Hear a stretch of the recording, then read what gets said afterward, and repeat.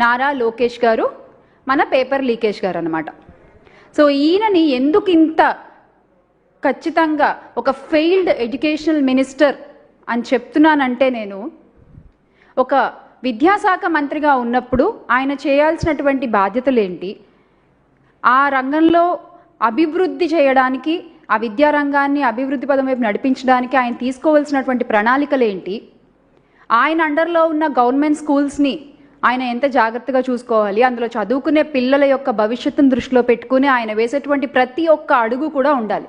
కానీ ఈ రోజున ఆంధ్ర రాష్ట్రంలో ఉన్న విద్యాశాఖ మంత్రి గారి అండర్లో గవర్నమెంట్ స్కూల్స్ ఎంత దారుణంగా ఉన్నాయో మొన్నటికి మొన్న ప్రాణాలు కోల్పోయిన ఒక బాలుడి సంఘటనతో, ఆ ఉదాహరణతో మళ్ళీ చర్చనీయాంశమైంది. మనందరికీ తెలుసు, ఈ కూటమి ప్రభుత్వం అధికారంలోకి వచ్చిన దగ్గర నుంచి విద్యారంగంలో ఎన్ని అవకతవకలు జరుగుతున్నాయి, ఎన్ని పేపర్ లీకులు జరుగుతున్నాయి, ఎంత అన్యాయం జరుగుతోంది, గవర్నమెంట్ స్కూల్స్లో ఎన్నిసార్లు ఫుడ్ పాయిజనింగ్ అయ్యి పిల్లలు హాస్పిటల్స్ పాలయ్యారు, కొంతమంది అయితే ప్రాణాలు కోల్పోయారు. అలాగే విద్యారంగం ఎంత నిర్వీర్యం అయిపోయింది, ఇవన్నీ కూడా మనకు తెలుసు, మనం చూస్తూనే ఉన్నాం. కానీ మొన్న జరిగినటువంటి ఘటన నిజంగా బాధాకరము. మన్యం జిల్లా సాలూరులో 10వ తరగతి చదివేటువంటి విద్యార్థి, ఆ విద్యార్థి పేరు అరుణ్ తేజ. ఆ అబ్బాయి చదువుకుంటుండగా ఆ అబ్బాయి పైన గోడ కూలిపోయి ఆ అబ్బాయి ప్రాణాలు కోల్పోయాడు. చదువుకోవడానికి స్కూల్కి వచ్చాడు, ఇంటికి మాత్రం ఆ అబ్బాయి మృతదేహం వెళ్ళింది. దీనికి కారకులు ఎవరు?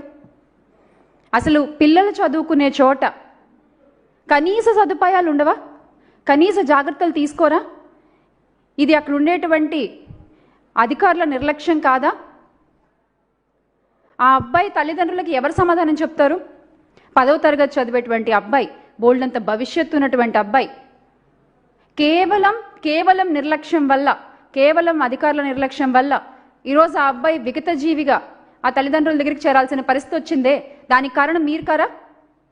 అందుకే చెప్తున్నా నేను, నారా లోకేష్ గారు, పేపర్ లీకేజ్ నారా లోకేష్ గారు, మీరొక ఫెయిల్డ్ విద్యాశాఖ మంత్రి, మీరొక ఫెయిల్డ్ మంత్రి. మీరు చాలా డబ్బాలు కొట్టుకోవచ్చు, మీ పేపర్లలో చాలా గొప్పలు చెప్పించుకోవచ్చు, మీ మీడియాలో, కానీ నిజం ఏంటనేది ప్రతి ఒక్కరికి తెలుస్తూ ఉంది.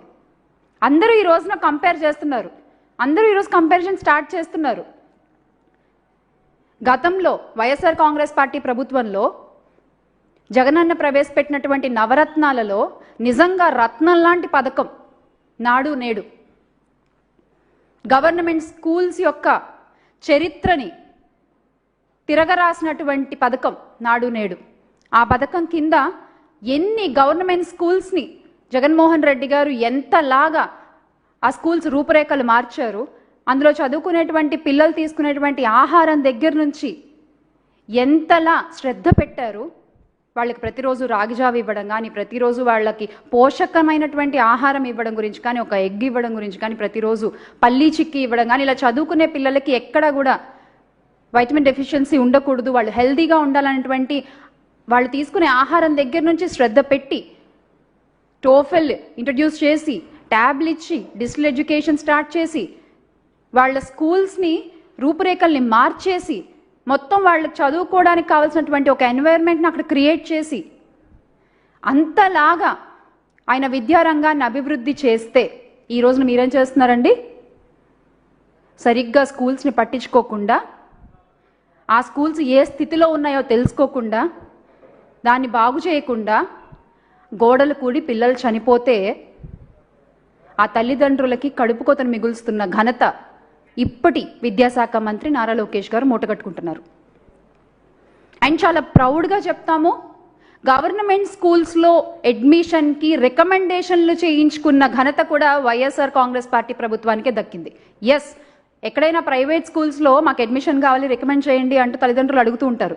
కానీ జగనన్న చేసినటువంటి మార్పుల వల్ల, జగనన్న హయంలో ఇంక్లూడింగ్ టీచర్స్ దగ్గర నుంచి వాళ్ళు బోధించేటువంటి విధానం వల్ల ఎంత అడ్మిషన్స్ పెరిగాయి గవర్నమెంట్ స్కూల్స్కి. దానివల్ల సీట్లు దొరక్క మాకు గవర్నమెంట్ స్కూల్లో మా బాబుకి మా పాపకి సీట్ కావాలి, కొంచెం రికమెండ్ చేయండి అని గవర్నమెంట్ స్కూల్ అడ్మిషన్స్ కోసం రికమెండేషన్స్ అడిగారు అంటే ఎంత గొప్పగా గవర్నమెంట్ స్కూల్స్ని తీర్చిదిద్దారు జగన్మోహన్ రెడ్డి గారు మనందరికీ తెలిసిన విషయమే.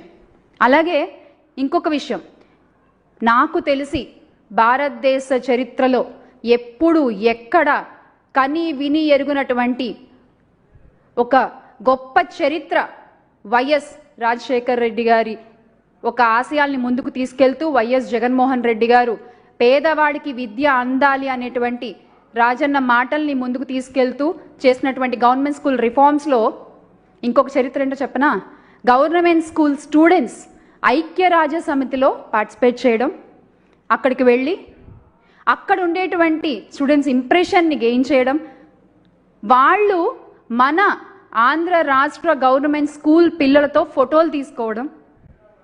This is called history. Nara Lokesh గారు, ఇది సక్సెస్ అంటే. కానీ మీరు మీ హయాంలో గవర్నమెంట్ స్కూల్ అడ్మిషన్స్ ఎంతలా పడిపోయాయి నిన్న అసెంబ్లీలో మీరే ఒప్పుకున్నారు కదా. మళ్ళీ దానికి కూడా మీరేమంటారు, జనగణన తగ్గిపోయింది కాబట్టి అడ్మిషన్స్ పడిపోయాయంట. ఎంత చక్కగా కవర్ చేసుకుంటారండి అసలు మీరు. మీకు పనిచేయడం చేతకాక,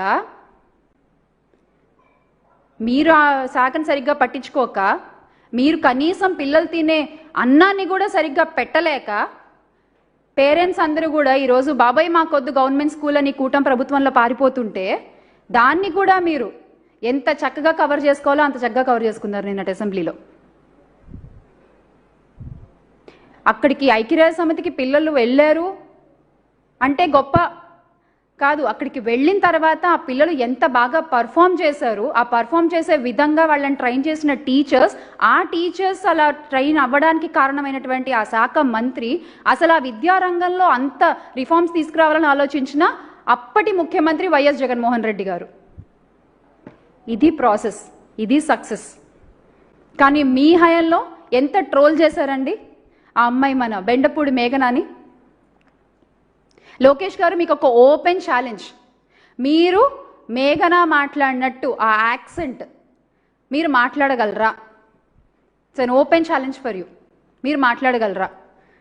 ఎంత చక్కగా, ఎంత ఫ్లూయెంట్గా, ఎంత డీటెయిల్డ్గా, ఎంత అర్థమయ్యేలా, ఎంత వినసొంపుగా ఆ రోజు మేఘన మాట్లాడుతుంటే దాన్ని చూసి కన్ను కుట్టి మీరు ఆ అమ్మాయిని ట్రోల్ చేసిన విధానం ఎంత దారుణం అండి ఆ రోజు. ఈరోజు మీ విద్యాశాఖ మంత్రి మీరున్నారు కదా ప్రెసెంట్, మీ గవర్నమెంట్లో చూపించండి ఒకళ్ళని. అసలు ముందు మీరు మాట్లాడండి చూద్దాం. నిన్న మొన్న మీరు ఇచ్చిన ఇండిపెండెన్స్ డే స్పీచ్ లాగే ఉంటుంది అది కూడా.